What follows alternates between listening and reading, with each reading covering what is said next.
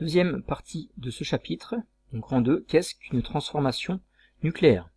Donc il s'agit ici de noter la synthèse de l'activité. Qu'est-ce qu'une transformation nucléaire? Alors, petit 2, synthèse. Lors d'une transformation nucléaire, il faut bien voir qu'il y a plusieurs choses à prendre en compte. Donc tout d'abord, un ou plusieurs noyaux réactifs se transforment en de nouveaux noyaux.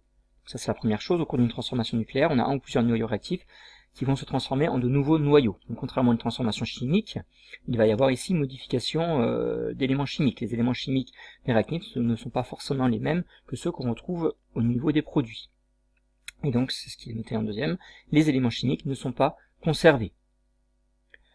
On va distinguer donc, on a distingué deux types de transformations nucléaires, les transformations dites spontanées, c'est le cas par exemple des désintégrations, et des transformations qui sont dites provoquées, les réactions de fission et de fusion nucléaire.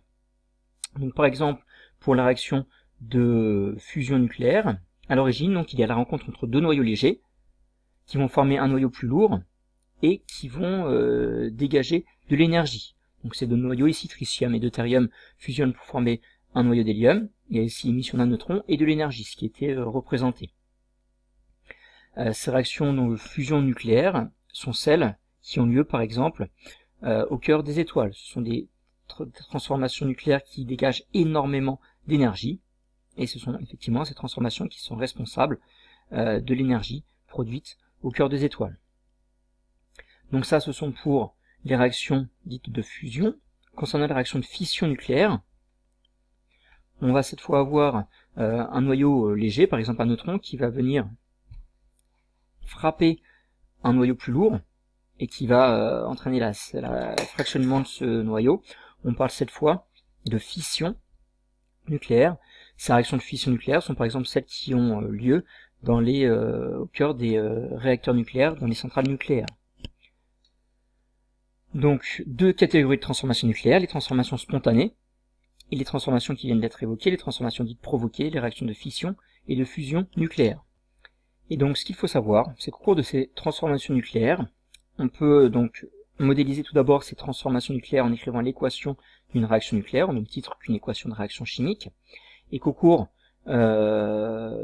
lorsqu'on écrit cette équation de réaction nucléaire, il faut absolument prendre en compte deux lois de conservation, qu'on appelle aussi les lois de Soddy. Donc on prend en compte deux lois de conservation, et ces lois de conservation rendent compte de la conservation du nombre de masse A et du nombre de charge Z. Donc l'équation d'une réaction nucléaire rend compte de la conservation du nombre de masse A et du nombre de charge Z. Il faut donc connaître ces deux lois de conservation pour pouvoir écrire l'équation d'une réaction nucléaire. Vous pouvez donc noter ça. Et donc on va poursuivre sur un exemple. Donc la désintégration d'un noyau de carbone 14 en un noyau d'azote 14 avec émission d'un électron. Donc déjà on voit qu'il y a bien, il n'y a pas conservation des éléments chimiques, on a initialement du carbone et on obtient au niveau des produits de l'azote. Donc l'équation de la réaction peut s'écrire de cette manière. Et l'application des lois de Soddy va permettre de retrouver ce qu'est cette particule. Donc tout d'abord, il y a conservation du nombre de masse A. Donc 14 du côté des réactifs, 14 nucléons, 14 nucléons au niveau de l'azote. Donc cette particule n'est constituée d'aucun nucléon. Donc ici mettre 0. Et conservation du nombre de charges Z. 6 charges à gauche, 7 ici. Donc ici, pour vérifier la conservation du nombre de charges, on a ici 7 plus moins 1 pour que ce soit bien égal à 6. Donc cette particule est un électron. Donc l'équation d'une réaction nucléaire doit prendre en compte la conservation du nombre de masse et du nombre de charges. Il faut donc vérifier l'application de ces lois dites de Soddy. Dernière partie de ce chapitre. Comment identifier la nature d'une transformation? Donc 3 types de transformations à identifier et à distinguer. Et donc pour identifier la nature d'une transformation, on va analyser les réactifs et les produits. Donc 3 possibilités à prendre en compte. Première chose, si on a la même espèce chimique du côté des réactifs et des produits, mais qu'elles sont dans un état physique différent, ou qu'elle est dans un état physique différent, cette espèce chimique, on a alors une transformation physique, dite physique. C'est par exemple la transformation de l'eau solide en eau liquide. Donc la fusion ici d'un glaçon afin de donner de l'eau liquide. Donc, même espace chimique, état physique différent, on a une transformation physique.